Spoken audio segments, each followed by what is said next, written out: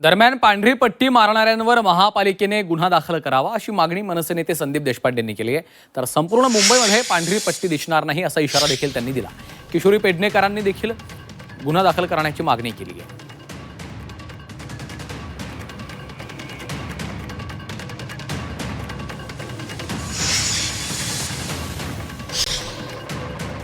कुठल्याही प्रकारचा सांस्कृतिक दहशतवाद आम्ही खपवून घेणार नाही।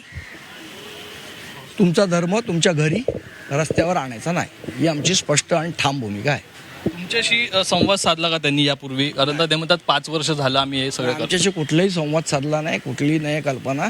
या पद्धतीने या पांढऱ्या पट्ट्या मारून ठीक आहे, एखाद वेळा कधी त्यांच्या इथे बाहेर मारल्यावर समजू शकतो आपण, पण तुम्ही आज ज्या पद्धतीने ही दादागिरी चालू आहे की आम्ही मारणार, तुम्हाला काय करायचं ते करा, हे नाही खपवून घेणार। आणि आज कुठलाही साधू मुनी संत हे एकाच रोडवरून चालले पाहिजे। त्यांच्यासाठी पांढरा पट्टा भर वस्तीत करणं हा गुन्हा आहे आणि त्यांच्यावरती दंडात्मक कारवाई झाली पाहिजे।